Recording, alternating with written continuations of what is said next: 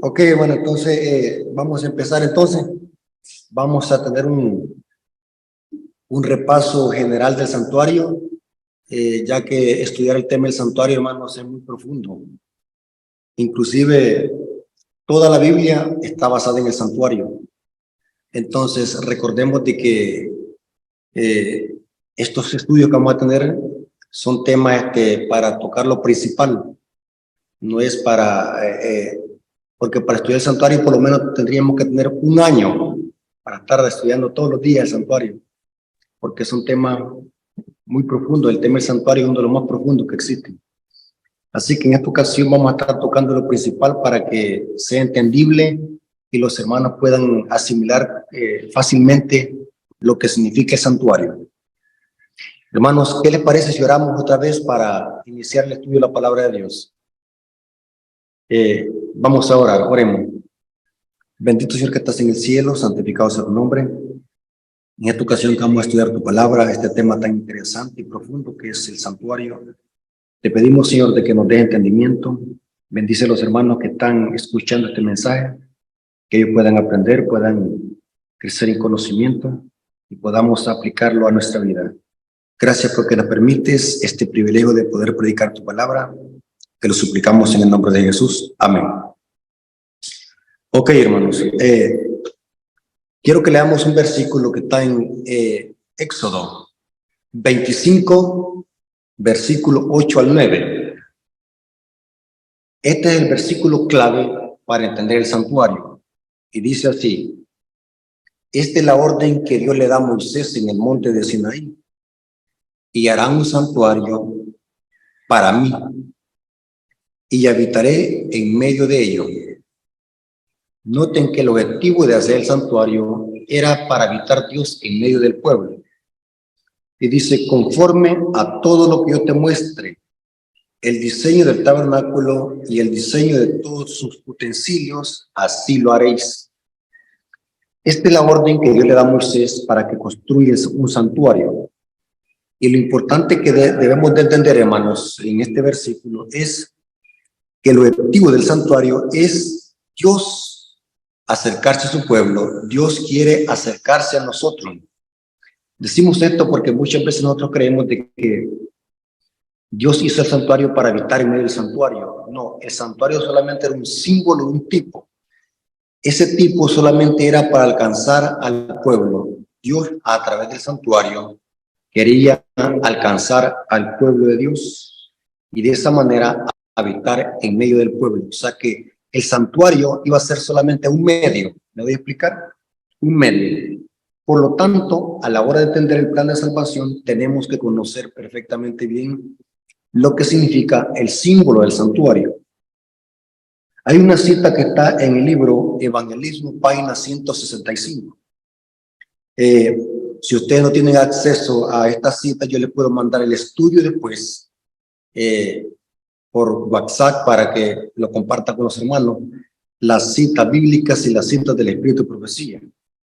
Dice el libro Evangelismo, página 165, dice así: el fundamento de nuestra fe, la correcta comprensión del ministerio del santuario celestial es el fundamento de nuestra fe, dice.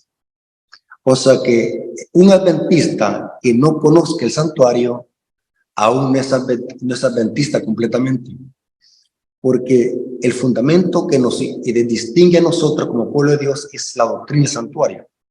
Nosotros podemos compartir muchas creencias con otras iglesias evangélicas.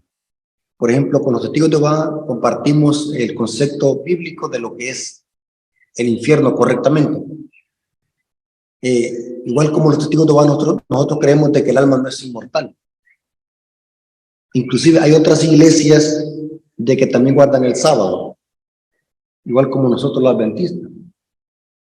Pero la iglesia adventista tiene una creencia, una doctrina que es única de la iglesia adventista, y es la doctrina del santuario. Por eso es bien importante que como adventistas conozcamos perfectamente bien qué es el santuario y por qué Dios dio el santuario. Y aquí dice ella, la cita la repito: la correcta comprensión del ministerio del santuario celestial es el fundamento de nuestra fe. ¿Por qué Elena de White dice esto? Porque todas las creencias y todas las doctrinas que la Iglesia Adventista enseña están contenidas en el santuario, hermanos. Todo está ahí. La reforma pro salud, la segunda venida, el estado de los muertos. Todo lo que la Iglesia Adventista predica y enseña está contenido en el santuario. Por eso es que el santuario es el fundamento de nuestra fe. Ahora, para seguir estudiando la palabra de Dios, debemos de hacernos una pregunta interesante. ¿Por qué Dios mandó a construir un santuario en el desierto? Era una carpa. Era una carpa que se armaba y se desarmaba y se transportaba de lugar en lugar en el desierto. ¿Por qué Dios mandó a construir un santuario? ¿Qué quería enseñar Dios a través del santuario? ¿Qué significa el santuario? Es interesante que al analizar el texto bíblico, especialmente el libro de Hebreos, Dios al dar el santuario quería enseñar a través de símbolos y tipos cómo Él, o sea, Dios resuelve el problema del pecado. O sea, cuando nosotros estudiamos el santuario, la maqueta, la carpa, vemos que ese es un símbolo que nos enseña cómo Dios resuelve el problema del pecado, no solamente aquí en esta tierra, sino que a nivel cósmico. Es interesante que el libro de Hebreos, por ejemplo, el libro de Hebreos, capítulo 8, versículo 1 al 5, dice el escritor de Hebreos, de que el santuario que edificó Moisés en el desierto, ese santuario era una copia del gran original. Noten cómo dice Hebreos capítulo 8, versículo 1 hasta el 5. Dice así: ahora bien, el punto principal de lo que venimos diciendo es que tenemos tal sumo sacerdote, el cual se sentó a la diestra del trono de la majestad en los cielos, ministro del santuario de aquel verdadero tabernáculo que levantó el Señor y no el hombre.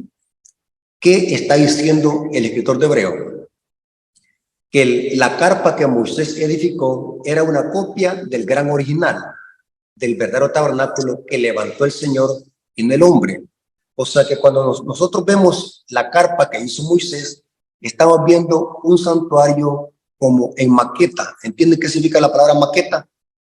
Por ejemplo, la maqueta es los ingenieros civiles cuando van a construir un edificio o una mansión, siempre ellos hacen una maqueta, hacen el plano, cómo va a ser ya el edificio construido, y en base a ese plano tiene que construirse exactamente el edificio.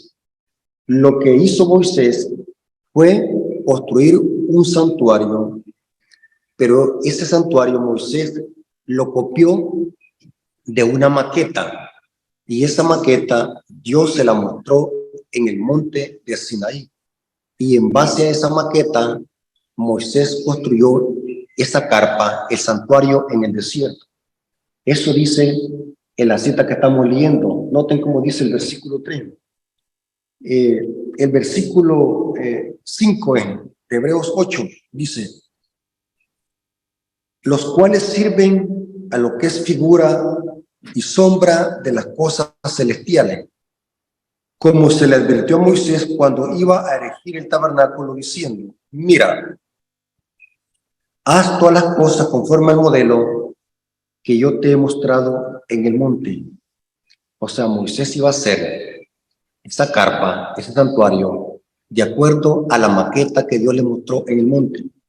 En otras palabras, hermanos, porque en esto hay alguna confusión en muchos hermanos, ya lo he notado eso, que ellos creen de que cuando Moisés vio el santuario en el monte, creen de que Moisés vio el santuario original y que Dios le mostró el santuario original, pero no es así. Lo que Dios le mostró a Moisés fue una maqueta o una copia del gran original, porque el santuario celestial está en todo el universo. ¿Cómo lo iba a ver Moisés? Así que Dios lo que hizo es hacer una maqueta y presentársela a Moisés. Y esa maqueta era el modelo cómo Moisés iba a construir el santuario con detalle. Ustedes van a decir, ¿cómo lo comprobamos eso? Porque Éxodo 25:9 dice, hazlo conforme al modelo. Esa palabra modelo es del hebreo. Ustedes pueden buscar una concordancia Strong. La palabra modelo es del hebreo tatnitz, que significa diseño, plano, maqueta o diseño. Elena de White corrobora esto que les estoy diciendo, hermanos. Noten cómo dice Elena de White en el libro Patriarcas y Profetas, página 313, párrafo 2, dice, noten cómo dice, Dios mismo le entregó a Moisés el plano con instrucciones detalladas acerca del tamaño y la forma. Y dice, así como de los materiales que debían emplearse y de todos los objetos y muebles que debía de contener. Los lugares santos hechos a mano habían de ser figura del verdadero. Y cita ella Hebreos 9, versículos 24 al 23. Es decir, una representación en miniatura. ¿Entienden qué significa la palabra miniatura, hermanos? Es como algo pequeño, como una maqueta, un plano pequeño del templo celestial donde Cristo, nuestro gran sumo sacerdote, después de ofrecer su vida como sacrificio, habría de interceder en favor de los pecadores. Dios presentó a Moisés en el monte una visión del santuario celestial y le ordenó que hiciera todas las cosas de acuerdo al modelo que se le había mostrado. Todas estas instrucciones fueron escritas cuidadosamente por Moisés, quien las comunicó a los jefes del pueblo. Porque el santuario, hermanos, era y es una representación compacta en símbolos del evangelio. ¿Por qué muchas iglesias protestantes malinterpretan la Biblia? Porque ellos desconocen qué es el santuario. Saben, hermanos, que toda la Biblia, todos los versículos de la Biblia están fundamentados en el santuario. Todas las visiones de los profetas de Daniel y Apocalipsis están fundamentadas en el santuario. Los evangelios están fundamentados en el santuario. Todos los profetas están fundamentados en el santuario. Todo. Los libros poéticos, los salmos. Por ejemplo, algunas veces nosotros usamos, estoy poniéndoles unos ejemplos. Por ejemplo, cuando queremos que haya reverencia en la iglesia, citamos nosotros Habacuc 2:20, ¿qué es lo que dice? Jehová está en su santo templo, cae delante de él toda la tierra, y lo aplicamos ese versículo a la iglesia. Y está bien que hagamos la aplicación, pero el versículo originalmente no está hablando de la iglesia, del templo de la iglesia, sino que está hablando del santuario celestial. En otras palabras, Habacuc lo que está diciendo es, Jehová está en su santuario, en el cielo, cae delante de él toda la tierra, o sea, que haya reverencia, porque Dios gobierna en el santuario celestial. Estoy poniéndoles unos ejemplos solamente para que podamos entender de que toda la Biblia está fundamentada en el santuario. Por eso, hermanos, la Iglesia Adventista del Séptimo Día tiene un conocimiento más profundo de la profecía porque conocemos el santuario. Inclusive, hermanos, este trimestre viene hablando de los mensajes de los tres ángeles, la lección de escuela sabática.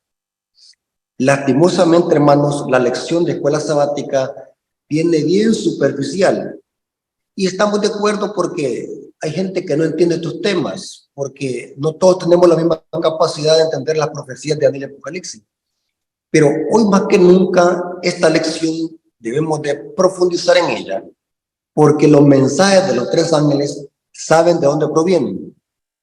Elena de White dice en el libro Primeros Escritos que los mensajes de los tres ángeles provienen del santuario, especialmente del lugar santísimo del santuario, del arca del pacto. ¿Por qué los protestantes y católicos desconocen estos temas?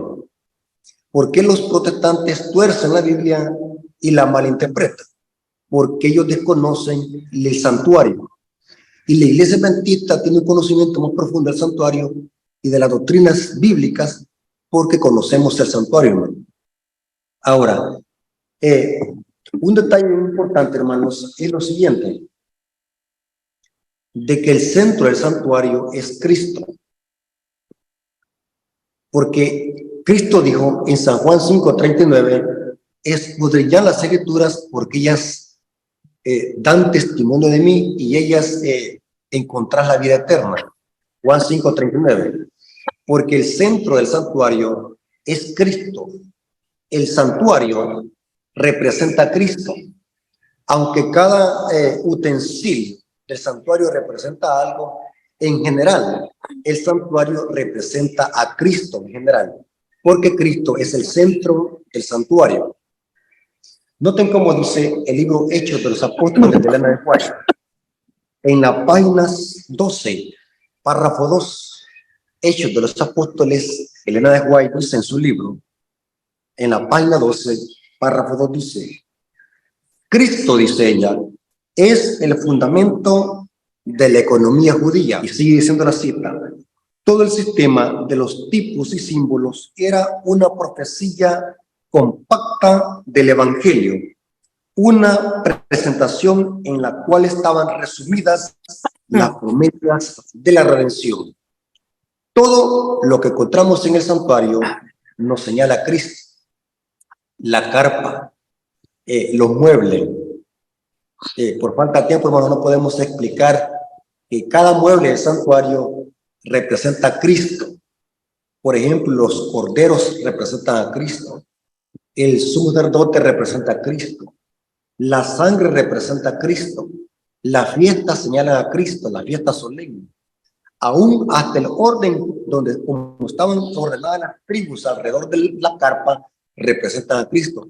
Aún los puntos cardinales, porque había un orden estricto en el santuario y todo eso señalaba a Cristo. La nube que los cubría del sol representa a Cristo. Esa columna de fuego en la noche representa a Cristo. Todo. Aún los ángeles bordados en las cortinas que dividían los lugares santos y lugares santísimos y del atrio representan a Cristo. Todo representa a Cristo. Y Elena de White dice que el centro de la economía judía era Cristo. Y esto es de vital importancia, hermanos, a la hora de estudiar el santuario. El centro del santuario es nuestro Señor y Salvador Jesucristo. Los judíos perdieron de vista el significado del santuario porque apartaron a Cristo del santuario. Y es bien importante que, hermanos, que entendamos eso para que nosotros tengamos una correcta comprensión del santuario y que nosotros podamos aplicar el santuario a nuestra vida, porque los pasos que sigue Cristo en el santuario, la iglesia también los sigue aquí en esta tierra. Y eso lo vamos a estudiar en otra ocasión cuando tengamos oportunidad de poder profundizar en ese tema. Ahora, estos datos son bien importantes, hermanos, que los puedan asimilar ustedes, hermanos. Estos temas son necesarios para la comprensión del mensaje del tercer ángel, conocer perfectamente el santuario. Yo he escuchado, hermanos, a la mayoría de predicadores, ancianos, pastores, teólogos, y no estamos faltándole el respeto tampoco, sino que vamos a recalcar un punto. Yo he escuchado muchas veces que la mayoría de ellos dicen de que el santuario tenía 3 lugares clave, porque ellos empiezan a contar el santuario desde el atrio, lugar santo y lugar santísimo. Pero al analizar la Biblia, el santuario terrenal tenía 4 lugares clave, no 3. Ahora, no sé cuántos han escuchado eso, que muchos predicadores y maestros dicen que tenía 3 lugares claves el santuario. Pero yo no veo 3 lugares claves, yo veo 4 lugares claves. Ahora, ustedes me van a decir, hermano, ¿cuáles son esos 4 lugares claves? Porque si nosotros leemos Éxodo 25, versículo 8, dice el texto, y hará un santuario y habitaré en medio de ello. ¿En medio de quién? En medio de dónde iba a habitar Dios. Era en el pueblo, que se conocía como el campamento de los santos. O sea, los israelitas, las carpas que estaban alrededor del santuario del desierto, ustedes pueden ver aquí, detrás de mí tengo el mural, ustedes pueden ver esas casitas que se ven alrededor. Eso se le llama el campamento de los santos. Era donde estaban los israelitas. y estaban ordenados en tribus. Y el objetivo del santuario es habitar en medio de ellos, o sea, en medio del campamento. Esto significa, hermanos, que el primer lugar clave del santuario es el campamento de los santos, porque el santuario iba a existir o iba a tener sentido siempre y cuando existiera el campamento, porque el objetivo de Dios era alcanzar al campamento, habitar en medio de ellos. ¿Para qué iba a existir la carpa solamente por existir? Porque dice el libro de Hechos 17 que Dios no habita en templo hecho por manos de hombre. El santuario terrenal, esa carpa solamente era el medio para Dios habitar en medio de su pueblo, a través de lo que se le conoce como la Shekinah. La Shekinah era una luz que bajaba del cielo y se metía por el atrio y pasaba por la puerta del lugar santo, el lugar santísimo, y se posicionaba en medio de los dos querubines que estaban sobre el arca del pacto en el propiciatorio.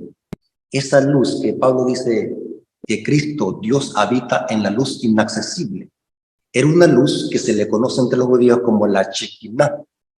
Era la presencia de Dios, y esa luz preciosa no se manifestaba abiertamente a los sacerdotes ni a Moisés, sino que es interesante, hermano, el santuario encierra un grande misterio. Saben, hermanos, que yo tengo casi 20 años de venir estudiando el santuario, y siempre que vengo a estudiar este santuario hay cosas nuevas, porque estos temas son profundos, hermano. Imagínense, ya llevo 20 años estudiando el santuario, 20 años, y los hermanos no me creen, pero paso hasta 6 horas estudiando estos temas, porque soy adicto a la lectura, pues. Me gusta estudiar. Hermano, la Biblia dice de que esa luz que se llamaba la Shekinah entre los judíos, esa luz preciosa, se manifestaba detrás de una nube. ¿Cuántos sabían ustedes de eso? O sea, esa luz no se aparecía en todo su esplendor, porque si un sacerdote la veía, moría inmediatamente. No sé si ustedes se acuerdan cuando Dios calcinó a Nadab y Abiú porque entraron borrachos al santuario. Levítico capítulo 10. Es porque esa nube se apartó de la luz y la luz los consumió. Porque el pecado no puede morar con Dios. Entonces, cuando se aparta la nube, es que Dios consumía a los impíos. Por eso es que dice Salomón, y hay citas bíblicas en la Torá, en el Pentateuco, donde Moisés y Salomón dice que Dios habita en la oscuridad. ¿Cuántos han leído ustedes ese versículo? Hay varios versículos en la Biblia que Dios habita en la oscuridad. Dice Salomón, y Dios me habló en la oscuridad. Y dice Moisés, Dios me habló en la oscuridad, porque esa oscuridad era lo que se referían a esa nube densa que cubría la luz, la Shekinah, para que los israelitas y los sacerdotes no fueran calcinados por verla. ¿Nos voy a explicar, hermano? Imagínense toda esa luz inaccesible, esa luz preciosa, también simbolizaba a Cristo, la gloria de Dios, la Shekinah. ¿Saben, hermanos, por qué Cristo tuvo que humanizarse? Muchos dicen, Cristo se humanizó porque para salvarnos a nosotros. Sí, es cierto, pero esas son respuestas muy superficiales. Cristo no se humanizó simplemente por salvarnos. Cristo, Él es Dios. Él puede salvarnos sin necesidad de humanizarse. Él todo lo puede, es el Todopoderoso. Pero ¿para qué se humanizó? ¿Saben para qué se humanizó, hermano? La Biblia dice que el pecado entró por un hombre y la salvación tenía que venir por otro hombre. Pero solamente uno igual a Dios podía pagar la deuda que la ley demanda. Solamente uno igual a Dios puede satisfacer lo que la ley demanda. Solamente la justicia de Cristo puede satisfacer lo que la ley demanda. Y Cristo, para poder alcanzarnos, tuvo que humanizarse y ocultar su gloria también en un tabernáculo humano. Porque si Cristo hubiese venido con toda su gloria, con la que está con el Padre, ¿qué hubiese pasado? En lugar de venir a salvarnos, hubiese venido ¿qué? A destruirnos, Por eso es que Cristo se humanizó en un tabernáculo humano para que esta gloria de Dios pudiésemos nosotros verla. Eso lo dice Juan 1:14, dice el apóstol Juan, y dice, y aquel verbo se hizo carne y habitó en medio de vosotros, y vimos la gloria, noten cómo dice, y vimos la gloria como la del unigénito del Padre, lleno de gracia y de verdad. O sea, ¿quién es la gloria de Dios? Cristo. Pero esa gloria de Dios, para alcanzarnos, ¿qué es lo que hizo? Dice, habitó que entre nosotros, pero y se hizo carne. O sea que el tabernáculo humano de Cristo representa esa nube densa en la cual Dios ocultaba su gloria para poder comunicarse con los israelitas. El Padre a través de Cristo nos alcanza. Cristo es la gloria del Padre, Cristo es la Shekinah. Y gracias a Cristo nosotros podemos ser salvos y poder llegar al cielo y al trono del Padre. Es interesante que si nosotros, hermanos, analizamos los 4 lugares claves del santuario, vamos a ver, el primer lugar clave del santuario es el campamento de los santos. Ese es el primero. El segundo lugar clave es el atrio del santuario. El tercer lugar clave es el lugar santo del santuario. Y el cuarto lugar clave es el lugar santísimo del santuario. 4 lugares claves, hermanos, no son 3. Si ustedes escuchan a un teólogo, algún pastor, o algún anciano, algún predicador, que diga que el santuario tenía 3 lugares, dígale, está equivocado, hermano. El santuario tenía 4 lugares claves: el campamento, el atrio, lugar santo y lugar santísimo. Ahora, ¿qué representa cada lugar de eso? Representa un ministerio que Cristo hace en favor del ser humano caído. Repito, cada lugar de esos clave representa algo que Cristo hace en el plan de salvación para salvarnos a nosotros. Por ejemplo, ¿qué representa en el plan de salvación el campamento? El campamento de los santos representa de que Cristo es nuestro sustituto y nuestro ejemplo. Creo que no te escucho. No sé si me están escuchando, hermano. Él quiere hacerle una pregunta. ¿Cómo sabemos que hay cuatro lugares y no 3? ¿Quién más apoya su pensamiento que hay 4? La Biblia y el Espíritu de Profecía. ¿En dónde lo leemos? ¿Dónde lo leemos eso? Acabamos de leer en Éxodo 25:8 que el objetivo del santuario es habitar en medio del pueblo. O sea que el primer lugar donde Cristo, después de bajar del cielo a la tierra, no se fue directo al santuario, sino que se fue primero a humanizarse como hombre para habitar con nosotros. ¿No voy a explicar? O sea, el campamento de los santos representa la humanidad de Cristo. Se encarnó para habitar en medio de nosotros. Cristo, al venir a esta tierra, no se fue directamente para el santuario. Bajó a esta tierra para vivir con los pecadores 33 años y medio. Vivió en el campamento con los pecadores 33 años y medio. Eso representa la encarnación de Cristo y la humanidad. ¿Me están escuchando, hermano? Sí. O sea, el campamento de los santos representa que Cristo es nuestro ejemplo a seguir. Cristo en esta tierra vivió como hombre y vivió en santidad en medio de los pecadores. El verbo se hizo carne y tabernaculó. Esa palabra tabernacular o habitar es la misma palabra que se usa en hebreo para tabernacular o habitar, hacer una tienda. Cristo, al venir del cielo a la tierra, vino a hacer una tienda para habitar ¿a dónde? ¿En medio de qué? De nosotros. O sea, el campamento de los santos representa que Cristo es nuestro ejemplo a seguir. Él es nuestro ejemplo, nuestro hermano mayor. Dice el libro de Hebreos que no se avergüenza de llamarnos hermanos. Dice el libro de Hebreos 2:14 que dice que así como los hijos participaron de carne y sangre, él también participó de lo mismo para destruir al que tenía el imperio de la muerte, esto es al diablo.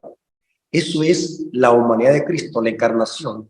que la ubicamos en el campamento de los santos. Cristo se hizo como uno de nosotros, como hombre. ¿Me voy a explicar, hermano? Esto representa el primer lugar clave del santuario, la humanidad de Cristo, la encarnación. Ahora, el segundo lugar clave del santuario es el atrio, es la cortina que envolvía el santuario propiamente dicho, o sea, el edificio. El atrio del santuario, ¿saben qué representa? Cristo, después de vivir en este mundo una vida santa, en medio de los pecadores, la Biblia dice que Cristo fue a la cruz a morir como cordero. Esto representa el altar del sacrificio, porque en el altar del sacrificio era donde se sacrificaban corderos. Tanto el campamento de los santos como el altar del sacrificio representan la tierra. O sea que el campamento y el atrio del santuario celestial no están en el cielo, sino que están en la tierra, donde Cristo vino a vivir una vida santa y a morir como cordero. Por eso es que el apóstol Juan en visión no ve el atrio y el campamento en el cielo, sino que lo ve en la tierra. Si empieza a describir el libro de Apocalipsis, presenta como Cristo nos lavó con su sangre. Se presenta como Cristo murió en la cruz, aquí en esta tierra, el atrio del santuario celestial en la tierra. O sea, estoy repitiendo esto porque estos son detalles bien importantes, hermano. El atrio del santuario celestial no está en el cielo, sino que está en la tierra. El atrio donde morían los corderos, y es aquí en la tierra donde vino a morir Cristo como cordero. Cristo no dio su vida allá en el cielo, sino que vino a morir aquí en la tierra. ¿Me voy a explicar, hermano? Eso representa el atrio. Representa que Cristo es nuestro sustituto, nuestro sacrificio como cordero.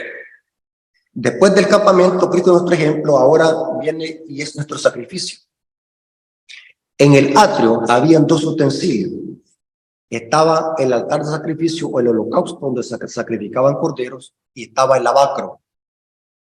Era una fuente de bronce que Salomón le llamó el mar. Imagínense qué interesante, Salomón le llamó el mar. A esa fuente de lavacro le llamaba el mar.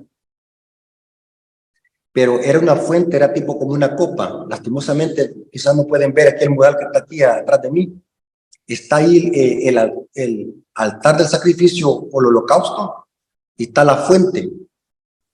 Esos dos utensilios representan la muerte de Cristo, la muerte, sepultura y resurrección de Cristo.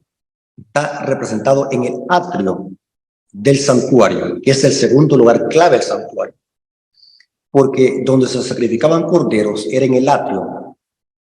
Y Cristo es el Cordero de Dios que quita el pecado del mundo.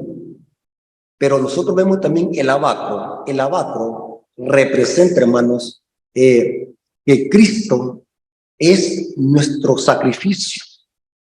El lavacro, en otras palabras, representa el bautismo. En una forma más profunda, el bautismo. Si ustedes leen Mateo capítulo 3, van a ver de que Cristo se bautizó. Cristo se bautizó, y siempre que yo hago la pregunta a los hermanos les digo yo, bueno, ¿por qué Cristo se bautizó? Porque dice Hechos 2:38 que el bautismo es para perdón de pecado. Entonces la pregunta es ¿por qué Cristo se bautizó? ¿Por qué Cristo se bautizó si Cristo no tenía ningún pecado? Muchos responden para Cristo darles un ejemplo. Esa respuesta es parcialmente correcta. ¿Saben por qué Cristo se bautizó, hermano? ¿Quieren saber? Porque el bautismo está representado en el lavacro y el bautismo de Cristo era una alusión al lavacro. Cuando Cristo se bautizó, estaba enseñando de que Él iba a morir, iba a ser sepultado e iba a resucitar el tercer día. Porque el bautismo es símbolo de muerte y sepultura, dice Pablo en Romanos capítulo 6, versículos 4 y 5. Los judíos, como estaban tan ciegos y tan tercos, no entendieron el significado de eso, porque perdieron de vista al Mesías. Pero los judíos, cuando vieron a Cristo bautizándose, Cristo le estaba dando una profecía a través de su bautismo, que Él iba a morir iba a ser sepultado e iba a resucitar al tercer día. Saben de cuando nosotros los bautizamos como hijos de Dios, también nosotros participamos simbólicamente en la muerte de Cristo, dice Pablo. Cuando nosotros los bautizamos, morimos al pecado, somos sepultados simbólicamente, dice Pablo en Romanos capítulo 6, versículo 4. Y cuando salimos del agua, ¿qué es lo que dice? Andamos, ¿qué dice? Andamos en novedad, ¿qué? De vida. Porque eso representa el abacro. Y eso tiene que ver con el atrio. El atrio representa que Cristo es nuestro sacrificio, nuestro sustituto. La única forma de que nosotros podamos ser salvos es a través de la sangre del Cordero, porque sin derramamiento de sangre no hay remisión de pecado, dice el libro de Hebreos. Ahora, el tercer lugar clave del santuario es el lugar santo. Cristo, después de morir, ser sepultado y resucitar, Hechos capítulo 1, versículo 3 dice que estuvo con los discípulos 40 días después de haber resucitado. Y después de 40 días ascendió al cielo. La pregunta es, ¿a qué? ¿A qué Cristo ascendió al cielo? Muchos dicen que Cristo se fue directamente para el santuario celestial. Negativo. Cristo, cuando ascendió al cielo, estuvo, y esto lo corrobora el libro de Hechos de los Apóstoles, hermano. Por falta de tiempo no puedo leerles todas esas citas, pero yo puedo mandarle el material de eso. Hermano, Cristo en su ascensión, después de 40 días, estuvo en la puerta del santuario celestial. No entró todavía, estaba en la puerta. Pasó 10 días en la puerta del santuario celestial. ¿Saben de qué hizo en los 10 días Cristo en la puerta del santuario celestial? Eso lo corrobora Elena de White y hay una referencia en Levítico capítulo 8. El Padre, en esos 10 días, lo invistió como sumo sacerdote y al final de esos 10 días que faltaban para que se completaran los 50 días, para que cayese el derramamiento del Espíritu Santo y se llevara a cabo la fiesta del Pentecostés, el último de esos 10 días, Cristo fue ungido como sumo sacerdote y la señal fue de que cayeron gotas del Espíritu Santo o del aceite en el día del Pentecostés. O sea, lo que estaba pasando en el día del Pentecostés era que el Padre estaba invistiendo a su Hijo con la dignidad de sumo sacerdote. Y después que estaba vestido con su mitra, eso lo dice el libro de Levítico capítulo 8, porque antes de iniciar los sacerdotes a ministrar en el santuario, Moisés los vestía con el pectoral, con la mitra y todos los utensilios, con el efod. Y es interesante que Cristo, después que fue investido con la dignidad de sumo sacerdote, empezó a ministrar en el santuario celestial como sumo sacerdote. Y por más de 2000 años, Cristo pasó intercediendo en el lugar santo del santuario. El lugar santo del santuario representa que Cristo es nuestro mediador y nuestro abogado. Noten, el campamento representa que Cristo es nuestro ejemplo. El atrio, Cristo es nuestro sustituto, nuestro sacrificio. Y el lugar santo representa que Cristo es nuestro mediador y nuestro abogado. Y el lugar santísimo representa, hermano, que Cristo es nuestro juez. A la función de abogado se le añade la función de juez. Dice Juan 5:22, el Padre a nadie juzga, sino que todo el juicio se le dio ¿qué? Al Hijo. O sea que los 4 lugares claves del santuario representan 4 funciones que Cristo hace en pro a la salvación del hombre. Cristo es nuestro ejemplo, Cristo es nuestro sacrificio, Cristo es nuestro abogado y Cristo es nuestro juez. Pero aquí hay un dato muy interesante. La Biblia dice de que cuando el sumo sacerdote terminaba el día de la expiación, Gran Yom Kippur, dice que salía del lugar santísimo del santuario y daba una bendición sacerdotal al pueblo. Eso está en Números. La salida del santuario celestial representa la segunda venida de Cristo. Cuando Cristo salga, del su lugar santísimo, el santuario, y termine la obra de juez y de juicio en el lugar santísimo, Cristo viene por segunda vez. Pero ¿saben cómo viene vestido Cristo en su segunda venida? No viene vestido como sumo sacerdote, viene vestido como ¿qué? Como Rey de Reyes y Señor de Señores. ¿Por qué razón? Porque Cristo en algún momento, entre la salida del lugar santísimo y su venida, el Padre le cambió de ropa. Eso es lo que Elena de White le llama en el conflicto de los siglos la boda del Cordero. O sea, ese cambio de ropa que el Padre hará con su Hijo, de cambiarlo de ropa de sacerdote a rey, se le llama la boda del Cordero. Noten qué interesante, 5 funciones que vemos en el santuario celestial. Cristo es nuestro ejemplo, Cristo es nuestro sustituto y sacrificio, Cristo es nuestro abogado, Cristo es nuestro juez y Cristo es nuestro Rey de Reyes y Señor ¿qué? De señores. O sea, cuando nosotros analizamos el santuario, hermanos, estamos divisando que la salvación es un proceso. Los protestantes y católicos desconocen esto rotundamente porque ellos creen de que la salvación solamente tiene que ver con levantar la mano y con creer en Cristo. Pero esa es una parte de la salvación. La salvación es un proceso que Cristo lo hace en el santuario celestial para salvarnos a nosotros. Cristo nos justifica, Cristo nos santifica y Cristo nos perfecciona para que perfectos a imagen de Él, en carácter, podamos nosotros estar listos y lo podamos ver tal como Él es, dice el apóstol Juan, porque solamente santificados y siguiendo los pasos del santuario es que nosotros vamos a poder ver a Cristo en toda su hermosura, dice el libro de Isaías. Y esto es bien importante, hermanos, que como adventistas lo podamos entender perfectamente bien, porque nosotros seguimos los pasos del santuario. Cristo está en el cielo ministrando en el santuario, pero también nosotros saben que la Biblia dice que nosotros somos templo y morada del Espíritu Santo, porque en una forma simbólica nosotros somos el templo de Dios. O sea, Dios habita en el santuario celestial, pero también ¿dónde habita? En nosotros. Dice que somos templo y morada del Espíritu Santo. Y si ustedes notan, vamos nosotros como hijos de Dios seguimos los pasos del santuario. Por ejemplo, antes de bautizarnos, ¿qué es lo que pasó con nosotros? Creímos en el Evangelio. Eso significa el verbo se hizo carne. Cuando nosotros creemos en la palabra, en el Logos, la palabra escrita, al oír el Evangelio, simbólicamente hablando, esa palabra se encarnó en nosotros. ¿Voy a explicar? Después de que creemos en el Evangelio, ¿qué es lo que hacemos nosotros? El que creyere y fuere bautizado. ¿Está conmigo?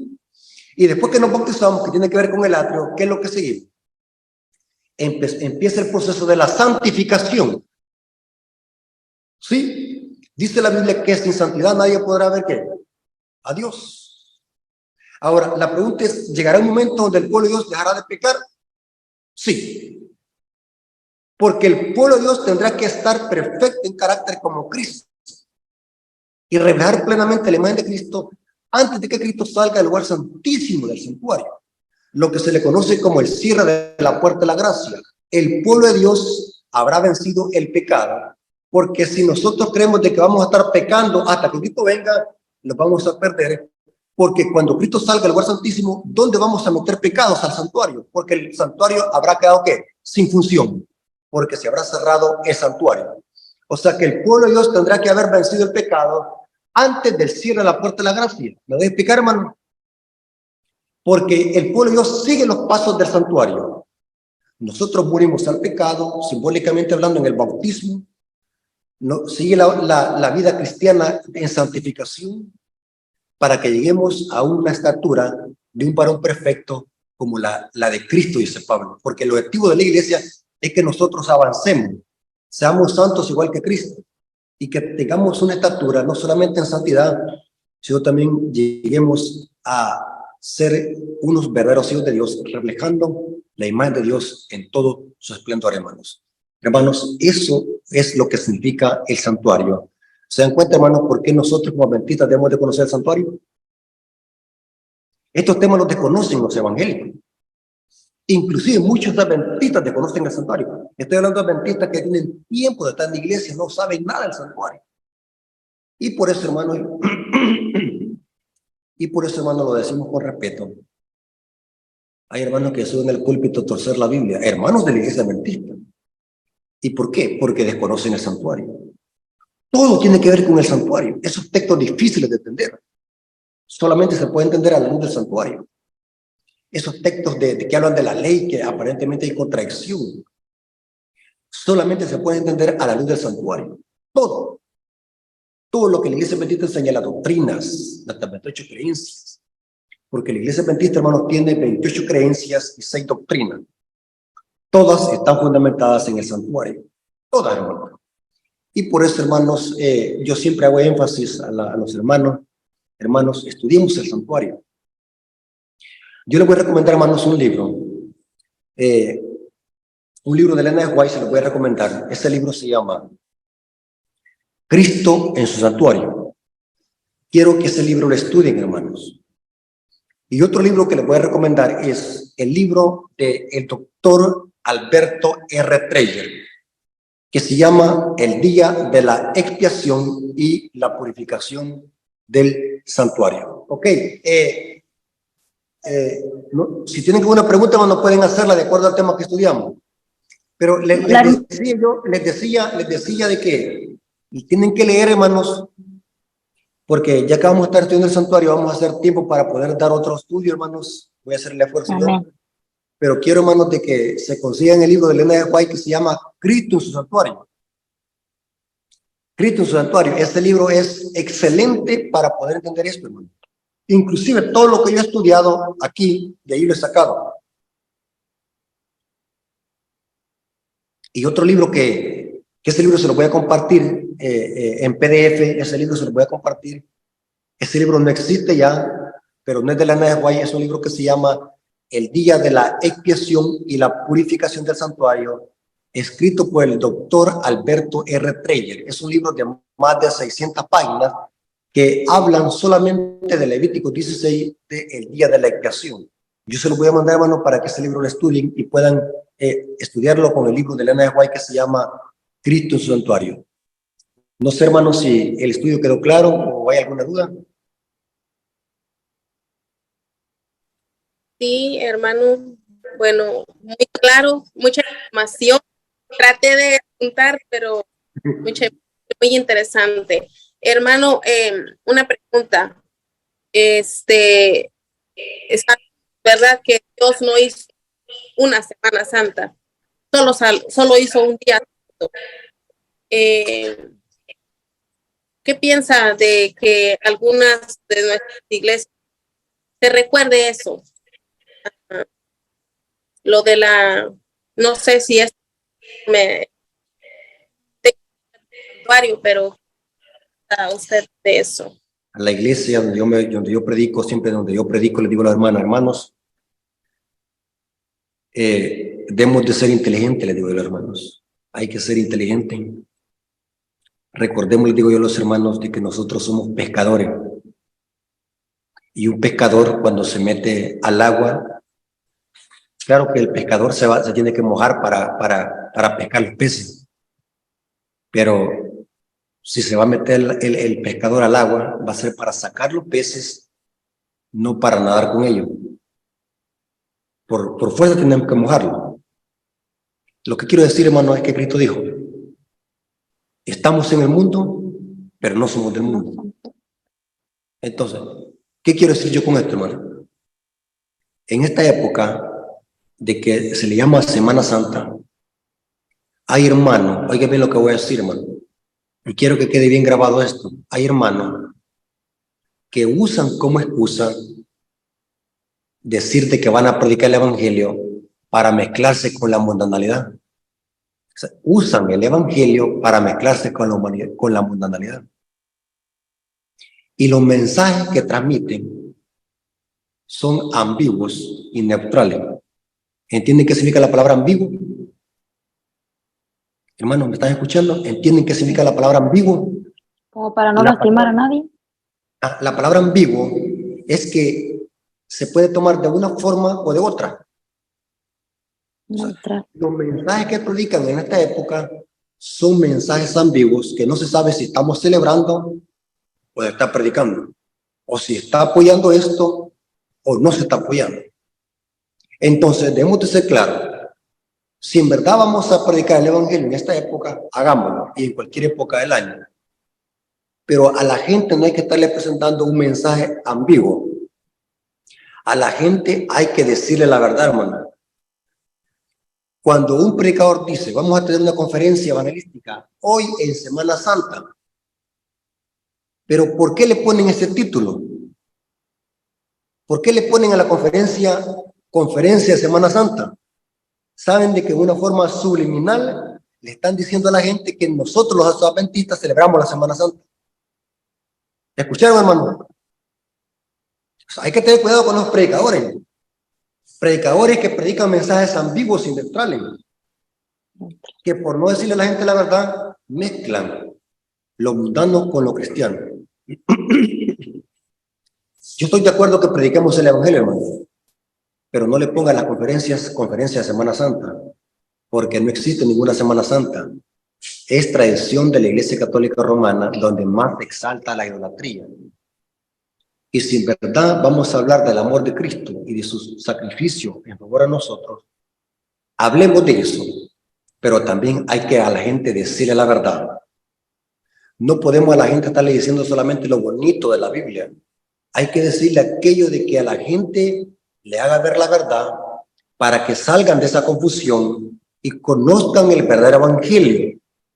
Porque si nosotros solamente usamos esta época de que le llaman mal llamada Semana Santa y empezamos a predicar los mismos sermones que predican en las iglesias evangélicas, que la pasión de Cristo, que Cristo murió por nosotros, que José de Arimatea le prestó el sepulcro y que Nicodemo lo bajó con José de Arimatea de la cruz y que María lloró y que Pedro lo negó tres veces. Eso lo predican también en las iglesias evangélicas. ¿Lo voy a explicar? Pero ¿por qué en esta época de Semana Santa mal llamada, por qué no hacemos una conferencia evangelística, invitamos a mucha gente y le presentamos el mensaje de los tres ángeles? ¿Cómo la ven? ¿Va que es bien diferente? Pero hay la mayoría de predicadores, ¿qué es lo que usan? Usan que como un camuflaje, como el camaleón. Entonces, para que la gente no se moleste, la vamos a predicar de la Semana Santa, de la pasión de Cristo y hasta allí. Y la gente que escucha los mensajes cree, porque la información que está transmitiendo en la mente es un mensaje ambiguo. Cree, y eso ya me lo han dicho a mí, hermano Rafael. Yo quiero hacer una pregunta. ¿Y es verdad que los adventistas celebran la Semana Santa como los católicos? ¿Por qué les pregunto yo? Porque fíjense que en mi iglesia va a haber una conferencia en honor a la Semana Santa. Mensajes confusos, mensajes ambiguos. Pueden buscar ustedes la palabra ambiguo en el diccionario. Significa un mensaje que se puede entender como usted le da la gana, de cualquier manera, confuso. No hay claridad, no hay un mensaje directo, son mensajes ambiguos y confusos. Y con respeto lo decimos, la mayoría de predicadores y ministros les gusta predicar esa clase de temas, ambiguos y confusos. Entonces, hay que tener cuidado con eso, hermano. Si ustedes ven algún hermano que está patrocinando la Semana Santa y usando los mismos términos que la Iglesia Católica, corrijan. No existe ninguna Semana Santa. La Biblia dice que el único día santo es el sábado, que Dios santificó. Solamente eso, hermano. Amén. ¿Alguna otra pregunta, hermano? A mí me gustaría, hermano, comentar de que el Señor dejó establecido cuáles son las fiestas que nosotros, como su pueblo que somos, debemos de celebrar. El pueblo adventista, lamentablemente, se ha involucrado mucho en las fiestas paganas. Celebran Navidad, celebran el Día del Amor, San Valentín, Día de la Madre, y todas esas son fiestas que no están en la Biblia. Entonces el Señor dejó las fiestas para que nosotros celebremos, porque no fue para los judíos nada más, cuando el Señor dice en su palabra que esas fiestas eran perpetuas. No sé si estoy equivocada, pero Sí. el Señor dejó establecidas las fiestas que nosotros como pueblo de Dios debemos de estar celebrando y participando por lo mismo, porque Satanás tiene sus fiestas y lamentablemente nosotros nos hemos involucrado también en toda esa, no sé ni cómo Paganismo. llamarle, Paganismo, yo paganismo le llamo. paganismo, en todo ese paganismo, sí. Sí. Es tremendo, hermano. Hay que orar por el pueblo de Dios, hermano. Hay que orar. Y siempre, hermano, hay que estar de parte de la verdad. Pero para estar de parte de la verdad, hermanos, hay que estudiar mucho para poder defender la verdad, hermano, la verdad de Dios. Solamente eso, hermano. ¿Alguna otra pregunta?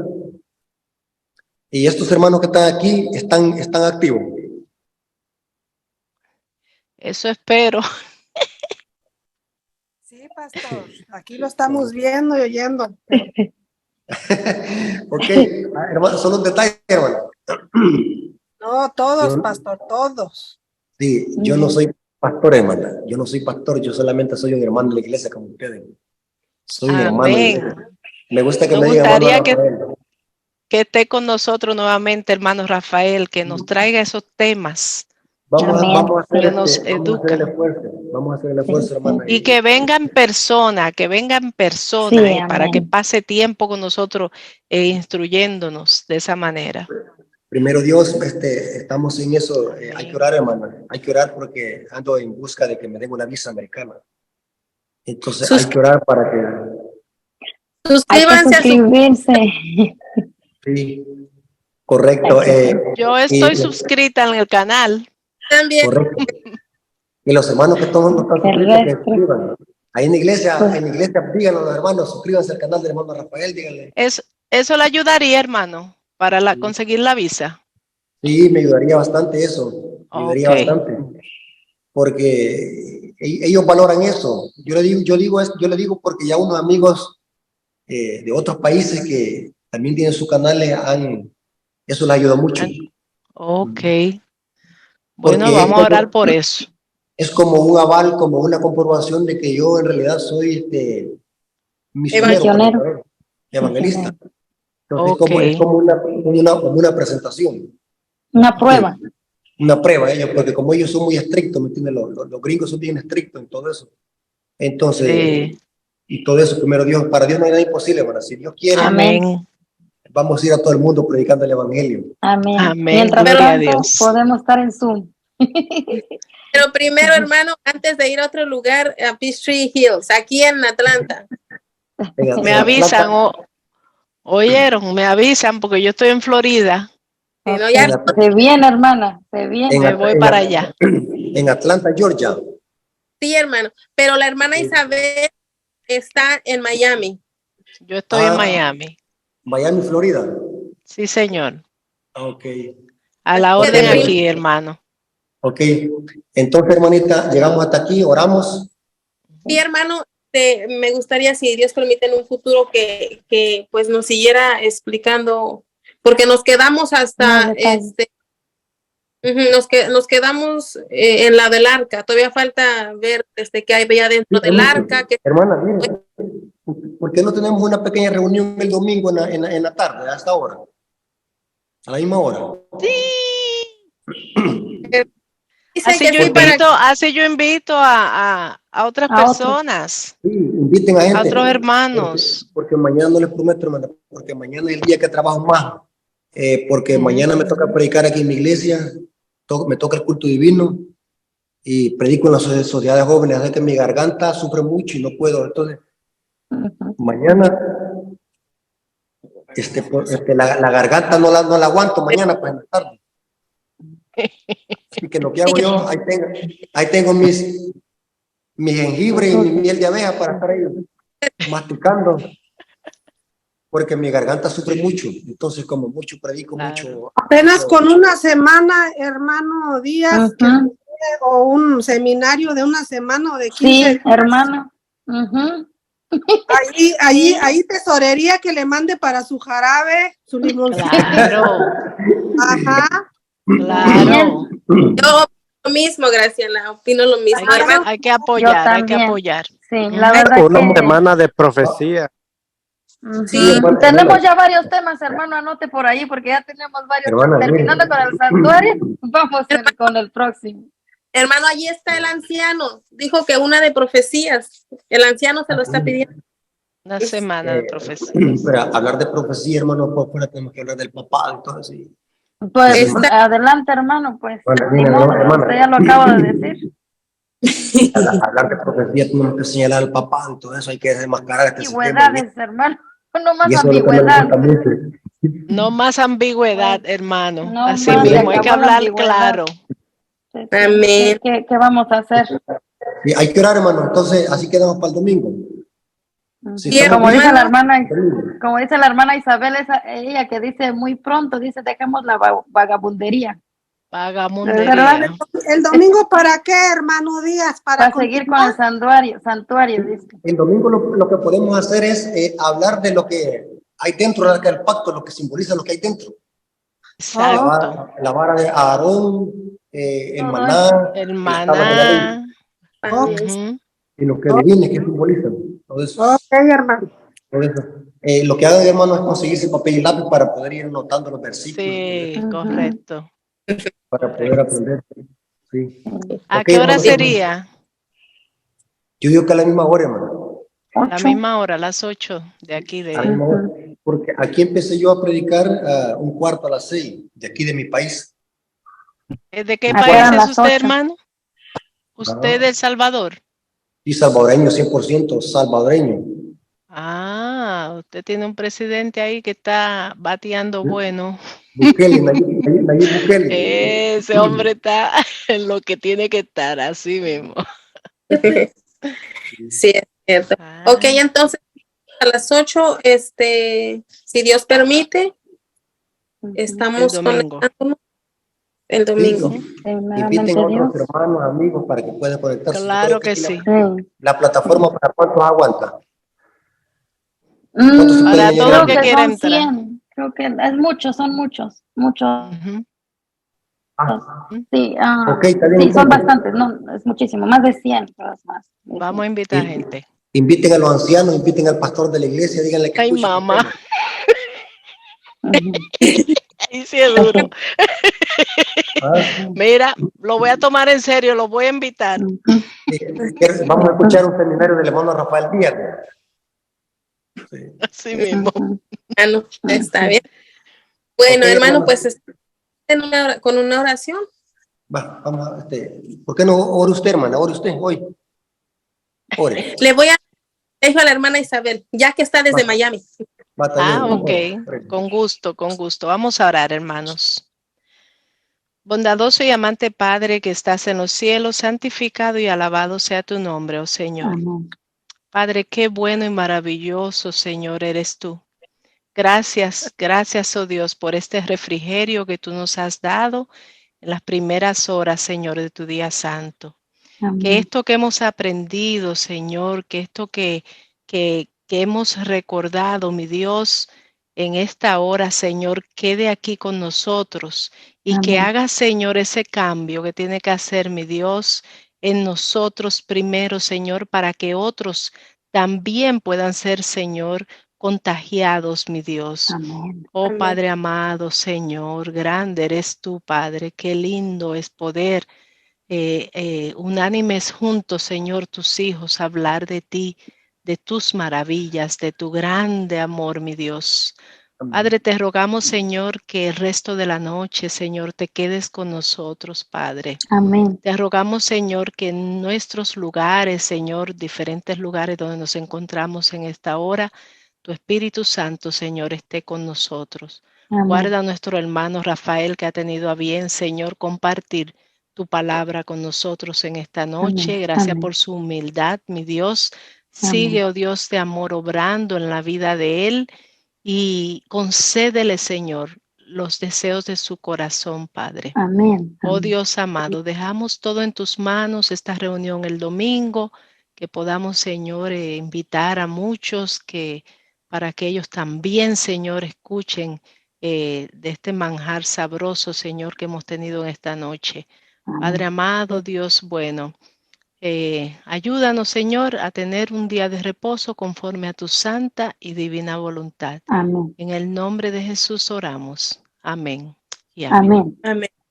Ok, hermanita. Dios me la bendiga. Feliz Cuídense. noche, feliz sábado, mis hermanos. Estaba. Bendiciones. Bye bye. Bye.